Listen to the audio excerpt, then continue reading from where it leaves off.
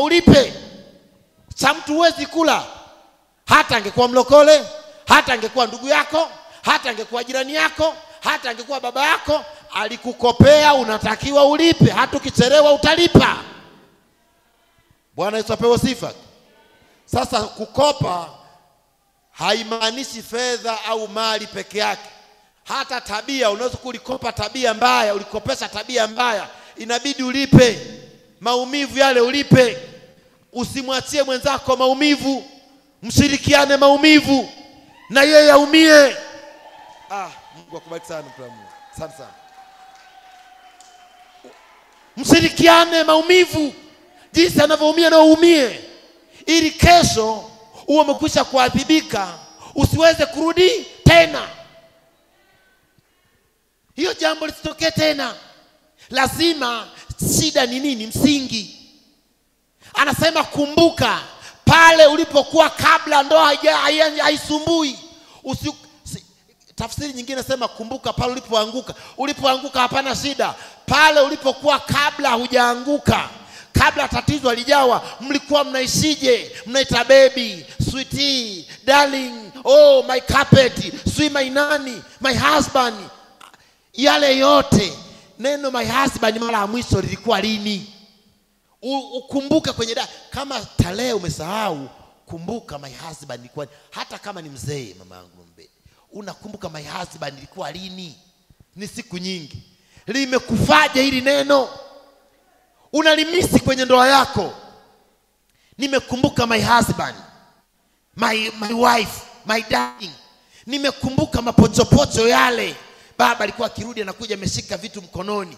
Leo hii wanaume wengi wanasema mwanamke akishazaa watoto upendo unapungua. Sio upendo unapungua, kuna chanzo, kuna ndoa, watoto wapo, lakini bado mama ugali usuki kama baba hajarudi. Wako wengi. Nikaja nikutana na kisa kimoja. Mtu mmoja amesafiri kutoka mbali sana. Niko shambani nimekaa, nakuta wazee watatu wanakuja. Wanakuja kunielekeza kisa cha mtoto wao wa kike. Na watoto wameshaachana huko nyumbani, mwingine yuko huko na mwingine wameshaachana. Mke analalamika juu ya mateso anayopata juu ya ndoa yake. Nao wakaeleza, tumeenda kwa wachungaji, tumeenda sio kwa watu gani, lakini wameshindwa kutusaidia. Wao wanachopambana ni kwenda milimani.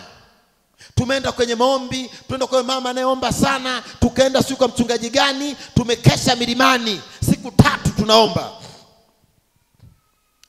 Sasa mimi kwa mtu ambaye hanielewi huwa anaona kama labda uelewa wangu mdogo au labda sio muombaji. Nikamwambia mama, sikiliza. Shida nyinyi wazee kwanza kae pale mbele. Ondokeni kabisa nikae na huyu, kwa sababu shida iko kwa huyu, sio kule. Milima haina shida, Mungu hana shida, wachungaji hawana shida, wapatanishi hawana shida. Shida iko kwa huyu mama. Ili kumstiri. Unajua tunapopatanisha, kuna wakati mwingine tunatenganisha. Umekuja na mke wako, tunakwambia mke toka nje, ili tukusikilize cha moyoni, tuweze kupata msingi. Na ukileta msingi, tunaanza kujua chanzo cha tatizo ni nini. Kwa sababu mwanzoni unaweza ukaja kueleza wakati mume wako yuko pembeni, ukashindwa kutoa ukweli wa moyoni. Lakini ukiwa peke yako unafunguka, unajiachia, na mume anafunguka anajiachia. Akishafunguka amejiachia, halafu tabibu unagundua msingi wa hii shida ni hapa, chanzo chake ni hapa. Na chanzo kilipokwisha kutokea, ikabidi nianze kumwambia. Na hii ndio tatizo la watu wengi, ikiwemo wanawake walioko mahala hapa siku ya leo. Bwana Yesu apewe sifa. Achana kusema mume ananisumbua. Angalia sababu ya msingi. Kwa sababu haiwezekani akakupenda ghafla akaanza kukuchukia eti kisa amepata mwanamke mwingine nje. Inawezekana kabisa kawa huko, lakini mapenzi ya ndani hayawezi kufa eti kwa sababu yuko mwingine nje. Haiwezekani. Mwanamke mwelevu atakaa, atafuatilia msingi, ataangalia chanzo ni nini. Ndugu zangu, mnielewe vizuri watu wa Mungu. Kila mtu anapenda kuheshimiwa, anapenda kuthaminiwa. Kuna wakati mume anaeleza, anasema, mwanzo mtu wa Mungu nilikuwa nakuja, nimebeba siku moja, niko safari ya mbali, nimesafiri mbali toka nchi ya mbali, nimekuja nimebeba kanguo fulani kazuri ambako mimi niliamini kwamba mke wangu katampendeza, mke wangu akivaa nitajisikia vizuri, nilitegemea atanipokea vizuri. Pale ninapokuja, nilipomkabidhi, alipoangalia hivyo hivyo akasema, hiki ndio kinguo cha kunipa mimi?